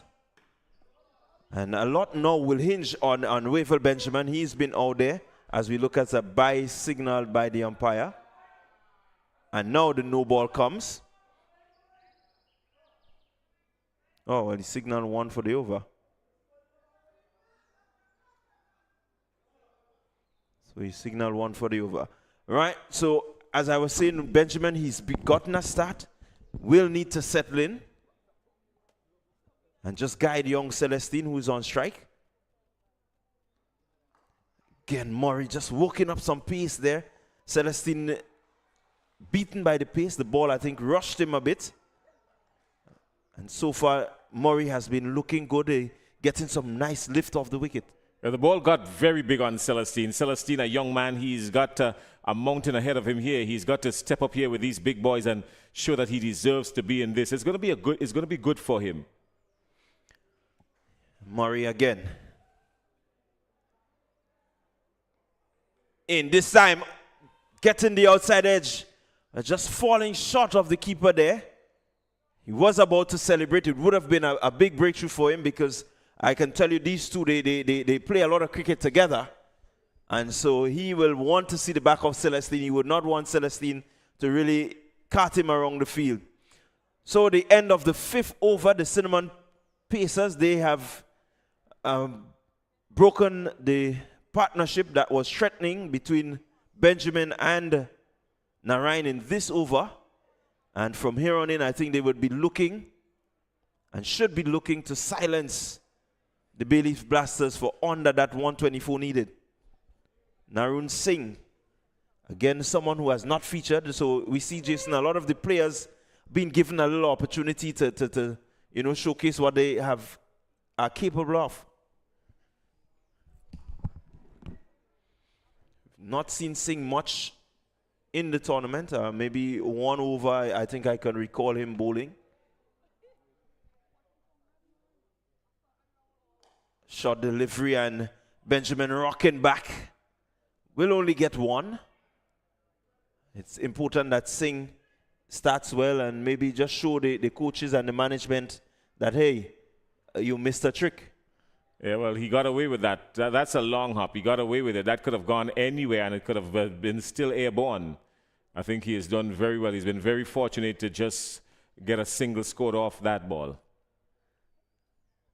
Yeah, the nerves need to be settled quickly, Singh. Will definitely be happy to pick up a couple of wickets here. Has to be steady, has to be tight. Ensure that he puts a bit of pressure on the batters. Celestine rocking back. Again, Singh getting away with a short one. I think his length so far has been quite short. Your advice would be to bring it up and hope to get some turn? Well, my advice would be hope and pray while you're bowling, because if you're going to continue bowling at this length, it's just a matter of time. Now it's spooned in the air. Regis taking, that's Katoy, taking a simple catch, and Wavell Benjamin, who we were just saying needs to be there, a big wicket for the Cinnamon Pacers. He's gone. Well, there's an old parlance that says sweet food kills dogs. And that is exactly what would have happened here. He has bowled 3 long hops in this over. And just when the batsman's eyes started to light up, seeing all this glorious runs ready to be scored, Wavell Benjamin perishes because he was probably trying to go too far with it. But good luck for Singh. Tough luck for Benjamin. And the Bayleaf Blasters, 58 for 3 suddenly. Well, that brings the hard-hitting Imran Joseph to the crease. And with Imran, this season has not been really the season that speaks to his ability. One hopes that he can come out here and play sensibly. But I dare say Singh may have other thoughts. Well, if Singh is going to continue bowling these long hops, I don't think he's going to get away with it from with Joseph. I don't think Joseph is going to allow him to get away with it. Maybe this is what Joseph needs at the last match of the tournament to really put up something big. But I'll be surprised if he gets away with it against Joseph. But he might think it has worked for him, so I don't know. Well, something big he has to bring because the run rate required is 14.89. And does take some getting. A delivery that Joseph just gets off the mark with. So Singh making the correction, not really looking to give the batsman that sort of room. And one hopes that he can close off this over well. It would be good for the Cinnamon Pacers if he can do that. Well, it's the first really threatening delivery he has bowled in his over so far. I mean, everything else was there sitting, waiting to be given a plane ticket more than anything else. This is the first one that has really kept the batsman grounded. So the Cinnamon Pacers, again, they've played good cricket throughout the season, but failed to really get the type of results, especially when it was needed. And so they will want to close off well. And Celestine just missing again. Singh dropping short. Getting away with this one, Singh. He's backing away. He needed to come forward. He was nowhere near that ball for that shot. Singh goes. It's in the air. Fielder moving back and taking a really good catch. Cutson Murray in the action again. Celestine goes, looking to go with Singh. And really, no real momentum anymore. I think the loss of Narayan, this one just peeling off the edge. Narayan was the key. Well. I might just have to take back everything I just said about Nashawn Singh. Maybe this bowling is exactly what the Bayleaf Blasters would have needed, what the Cinnamon Pacers, would have needed throughout this latter stage of the tournament. And maybe if they played Narayan Singh, just maybe they would have been featured in the finals today. That's all I can say about it now. Well, and this is what you want as a player coming in who has not had much opportunities. You raise your hand and you say, hey, Skip, you all missed the trick with me, man. Maybe somebody's looking and he may just get a bye on to another team next season. If he's going to be bowling these long hops, I would still think that they're still pretty confident that they would have made the right decision. But whether or not he's going to come back, we'll see, because he has just gone for 3 runs off his over and picking up 2 wickets. So pretty impressive stuff here. The stat line showing pretty impressive run here for Narayan Singh. And the 3 runs for 2 wickets. That's international figures right there. I don't think I've seen Murtha Muralitharan or Shane Warne or Anil Kumble with any of these figures. Well, that's what Singh will be happy with his day's work so far. It's going to be Murray continuing from the road end. And he wants to keep Joseph quiet. And Joseph lifting this one high, hard. And that's gone. That's 6 runs to Imran Joseph. Yeah, well, it disappeared quickly, didn't it? I mean, Imran Joseph got 1 foot down the track, gave himself some room, and our cameraman even found it difficult to keep pace with the ball. He knew it was somewhere up there, but it got lost in the heavy clouds, and it disappeared somewhere in the back of the mahogany trees. Yeah, Joseph looking to follow up on Narayan's shenanigans. One hopes that he can continue, but Murray will have a lot to say about that, I know.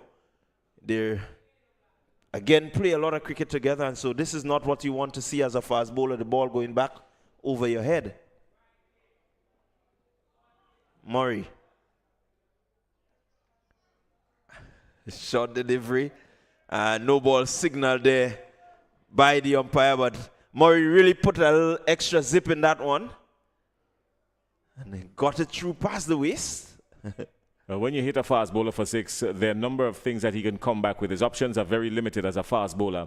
He either comes with a yorker, a bouncer, or he tries to put more pace into the next delivery. So it's a free hit to the Bayleaf Blasters. Again, Joseph going hard. Fielder out there. Can he cut it off? Yes, he does. Really good work there. That seems to be 4 side down on the mid-wicket boundary. That's the cover boundary. Doing some good work there. And Joseph, really, this is the type of hitting that we know that Joseph can hit. I dare say maybe just too little, too late. Well, he has not made much contact at all earlier up in the innings. I think he was just batting with his head in the air for most of the innings he played.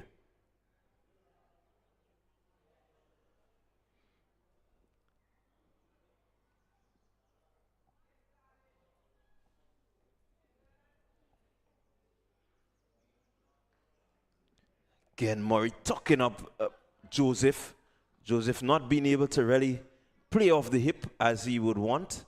But that's the approach that Murray has to take. If you know Joseph, you know you can't pitch that ball up for him. He's looking to hit you straight over your head. So, Murray coming back well. They would need him to do that.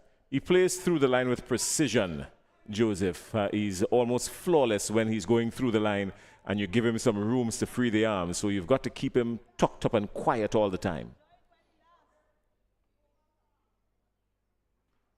Murray, this time going. Joseph going hard. Top edge down to the boundary for 4. So a fortuitous boundary for Joseph. Not really in control, but the desired result is what he would be happy with. Well, if you're going to flash, you're going to have to flash hard. That's what they always say. Go hard or go home. You've got to go brave. And because of the velocity at which he went with, it was always heading to the boundary for 4 over the wicket-keeper's head. So not bad at all, especially for this format of the game. Yeah, the score rushes on to 73 for 4. And we're in over number 7. Murray going for 16 so far of his 1.3 overs. Wants to end this over well.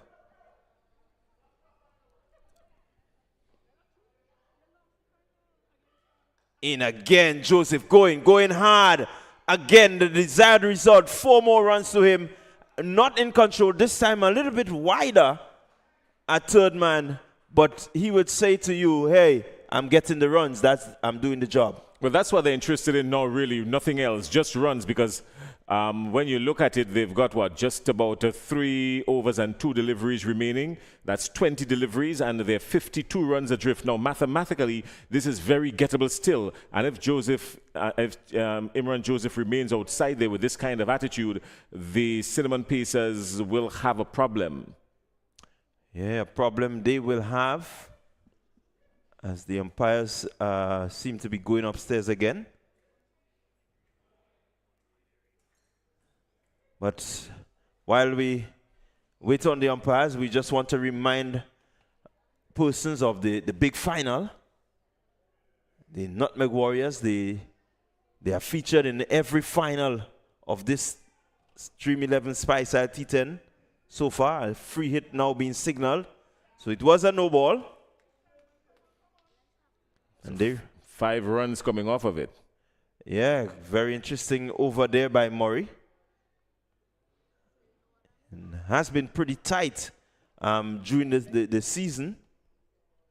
Somehow this over not really characteristic of what he has been delivering for the Cinnamon Pacers.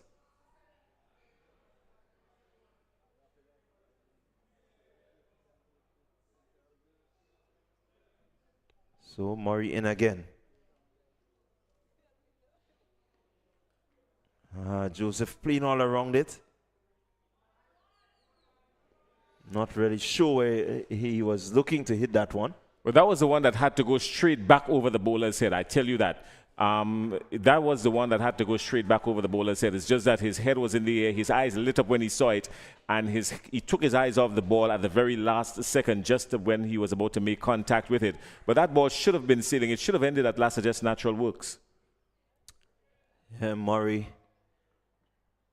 Again. Into Charles, and this time just coming off the body of Charles.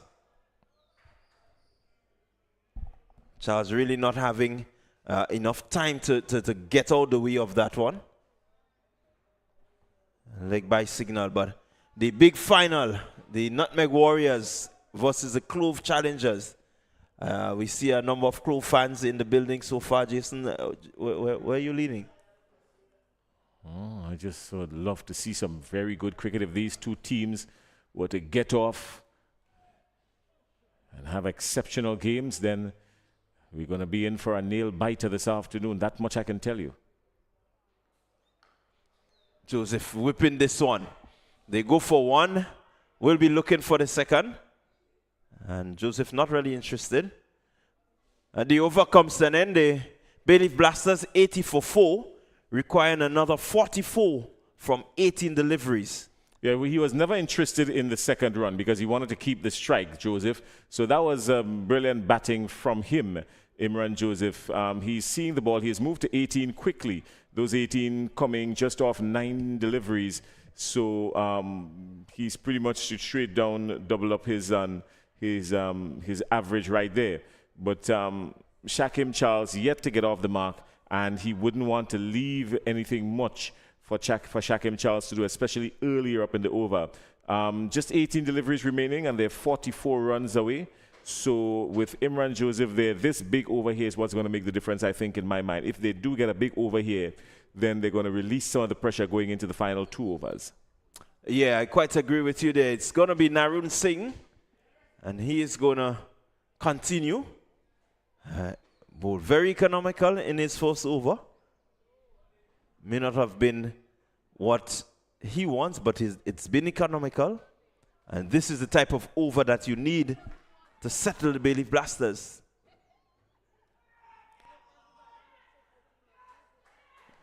Well, he's gotten Joseph. Wow. Well, he's gotten Joseph. I was lost there for a moment because... Well, he's gotten Joseph. Oh, my. Well, this is jubilation here. 3 runs, 3 wickets. Wow, Narun Singh on point. I was looking to see the umpire signal something, not recognizing that the ball went into the stump, and Singh happy to see the back of Joseph. I think Narun Singh is having a ball of a day. Well, he's singing a different song, if anything else. And the rest of the team, they're singing praises to him. Look at this. Well, first up, the bat came from gully. The bat didn't come down straight at all. The bat came from gully, and his head was in the air. He lost his shape totally. I dare say any connection made, well, that probably would have ended up somewhere on top of the hills in Theba Aid and St. David. But he absolutely was beaten all ends up, and his leg stump was rooted out of the ground by a spinner. Yeah, really not the ideal situation coming from Joseph. But that brings the new batter to the crease. The Bayleaf Blasters requiring 44 from some 17 deliveries. And Joseph may have felt that he needed this big over if they're going to get anywhere close. But unfortunately, Narun Singh had other ideas. 1.1 over, 3 runs, 3 wickets. Well, well, well, and he's still early. 5 deliveries remaining in his spell. Singh again going past the bat of Belfon. Not seeing much turn. He's fortunate there to get away. I thought that one was pushed a little bit wide, but... Again, batter looking to go big, can't make contact. And importantly for Singh, a dot ball. Well, he's coming to his own now. The first few deliveries he bowled were really long hops. I kid you not. But since then, he has found a better line, a better length, and he's troubled the bat. Sing again. Belfort looking to go. Will it go to hand? No. They're going to cross for one. Charles coming back for the second. Good running there. But Singh will feel very happy with his job so far. Nothing has left the park. He has kept everything in the park. 42 needed. And there goes Belfort lifting. Will it go the distance? No, it hasn't. Another wicket for Narun Singh. 4 wickets, Jason, in his last game of the season. What a big moment. Well. Narun Singh has dismantled this Bayleaf Blasters team. He has discombobulated them. He has brought them to a place that they've never been before, losing wickets in a cluster like this. Narun Singh, I think the only thing that is going to edge him out for the man of the match is the runs scored by his teammate. But outside of that, I kid you not, Narun Singh is the man to talk about.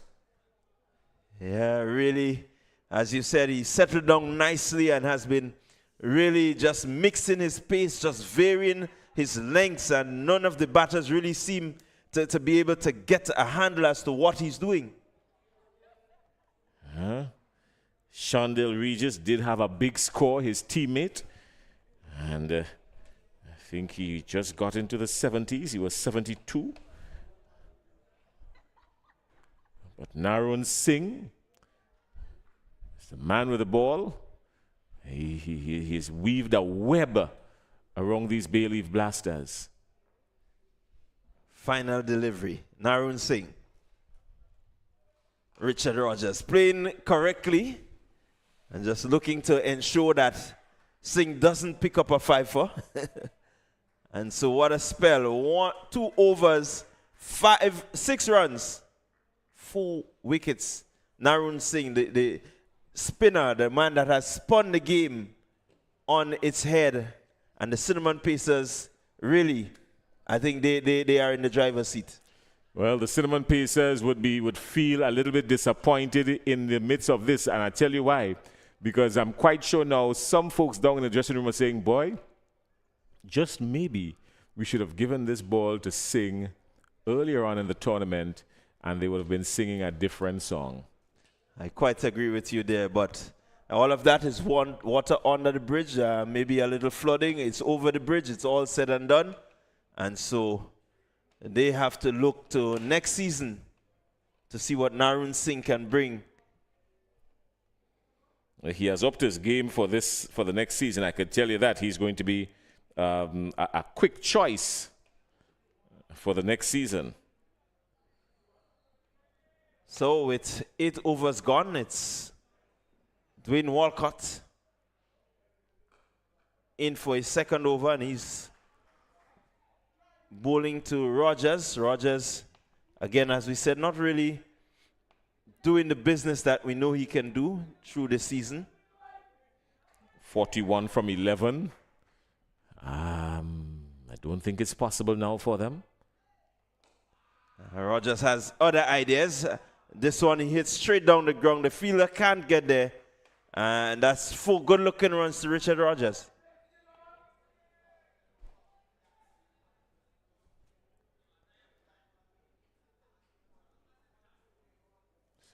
.37 now required from 10. This is gettable still. Rogers down the wicket and driving well. Can't find the gap. And just bringing the total to 89. The probability getting less. The possibilities getting even lesser.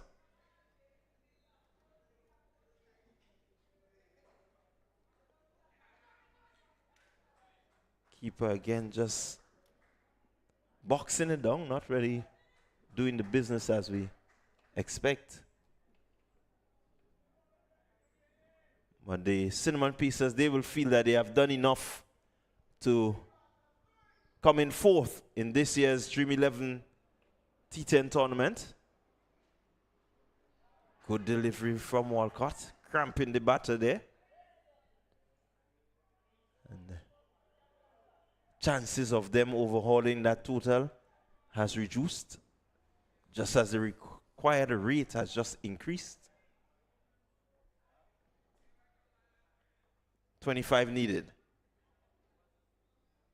per over. It's not going to be gotten by that. Another single.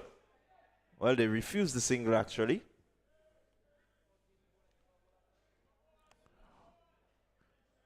At 91 for 6, I think we can say it's all said and done. Well, they require 34 from 7. Again, good delivery from Walcott to end the over. So over number 9 completed. 6 more deliveries remain in the Bayleaf Blasters innings. They need to get 34. Mathematically, it is still possible. Well, one dot ball here from this over could change the complexion of it, of course, and make it totally impossible. And anything other than boundaries doesn't make sense here, really and truly. Really and truly, anything other than boundaries makes no sense here now. They require 34 from the last over. Well, again, this seems to be the day of opportunities.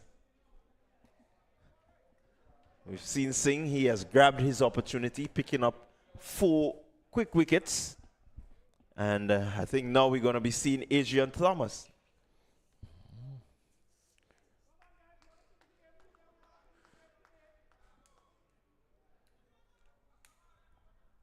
And Thomas will be coming up against Shakim Charles. So it's the carriacou connection happening here. Good afternoon to our friends in Carriacou.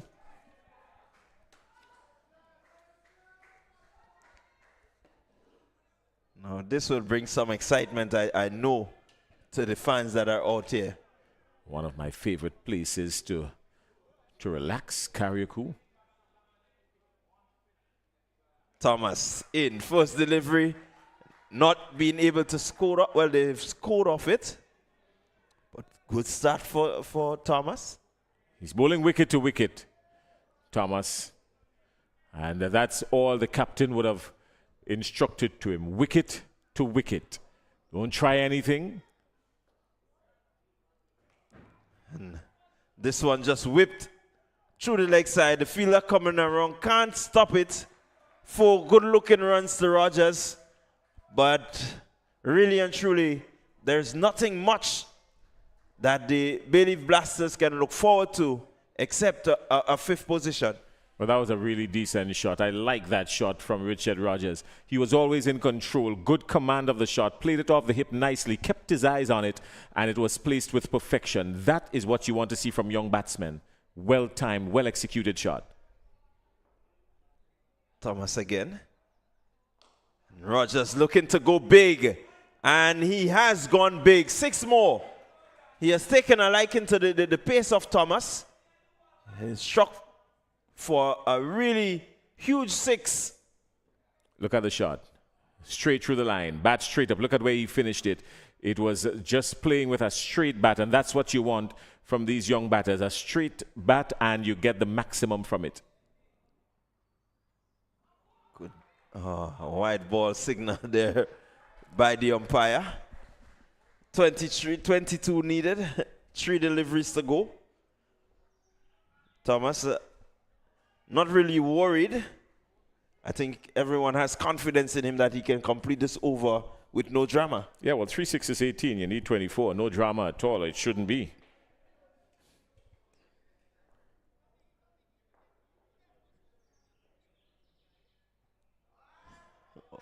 Well, he seems to be looking to create some drama, Thomas. It's 21 needed. He's got to be careful because he's not going to be a part of the team celebration if he continues like this. I mean, yes, they came fourth, but touching down. And Rogers going again through the line of this one. 4 more runs to Richard Rogers. 4 good-looking runs. Again, Jason, textbook style, just hitting through the line of the deliveries. Foot to the pitch of the ball, then allowing himself some room, angling his body, but more so holding a straight head and a straight bat, steady bat and a straight head. Yeah, to many of the youngsters out there, this is part of how you do your power hitting.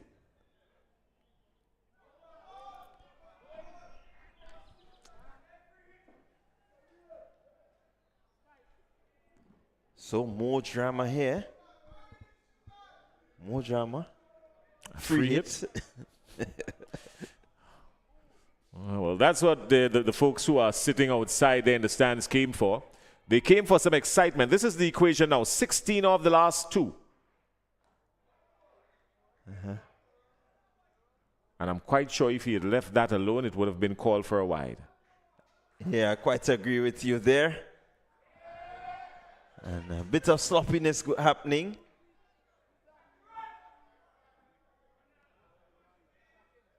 But what's more important is that it didn't go to the boundary.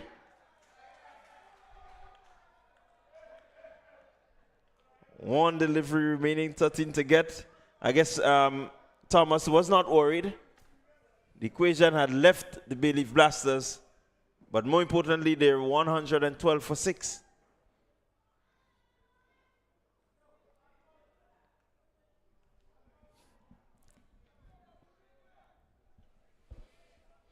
So we're minutes away. Good delivery to finish by Thomas. And with that, the fat lady has sung. And it's all over. The 4th place going to the Cinnamon Pacers. 5th place, the Bayleaf Blasters. And I think the Pacers will be happy with the result. They've given opportunities and they've gotten results and they've seen what some of the bowlers have to offer. Yeah, well, they've done pretty well, the Cinnamon Pacers. Not where they would have wanted to finish, but finishing 4th this season. Let's run through the batting card quickly for you for the Bayleaf Blasters. The Bayleaf Blasters, only major scores coming in from Mike and Orion, who was bowled by Murray for 41. 23 from Richard Rogers down at the end. 18 from Imran Joseph, who was beaten all ends up and totally discombobulated by Narun Singh. 10 for Wavell Benjamin. Wavell Benjamin, of course, caught by Kotoy of the bowling of Singh. But that was the story basically en route to their 112. Luckily for them, they got past 100. The Bayleaf Blasters finishing on 112 for 6 in their innings. For the bowlers that really turned up today, Dana George, he went for 25 off his 2 for 1. No wickets for Noel and Walcott. 1 for Murray. Murray going for 22 off his 2 overs. And the real talk of the town today, Narun Singh, get this, 6 runs off his 2 overs, but more importantly, picking up 1 wicket. And that was the story for, picking up 4 wickets, sorry. Narun Singh picking up 4 wickets for 6 runs off his 2 overs. And that was the story basically for the Cinnamon Pacers. Cinnamon Pacers coming out on top. We've got the post-match ceremony coming up in just a little bit. Kerry is somewhere down on the field looking around. We're getting ready for that. He's going to fall into play in just a little bit. But pretty good showing here for the Cinnamon Pacers, Clyde. Yeah, Cinnamon Pacers, as we said, they on paper, one of the strongest teams that you would see. They've played some really good, strong cricket, and yet still they have ended in the 4th position. They would want to look at what they've done, look at where they failed, maybe do a quick assessment as to what they need to do, how they can strengthen what they're doing, and they would want to, preview next season, make sure that they get the right persons in the right places, doing the right things, and maybe, just maybe, they would end on a higher standing. We've heard that there's no presentation ceremony at the end of this one, so maybe they'll do it after at the end with the both matches. So let's get ready for match number 2. Match number 2 coming up between the Nutmeg Warriors and the Clove Challengers. The big finals coming up. That's coming up in just about 25 minutes. Join us a little bit earlier. We're going to be on the air for that one in maybe about 20 minutes when we preview the teams and get ready for the big final coming up here at the Lassages playing field.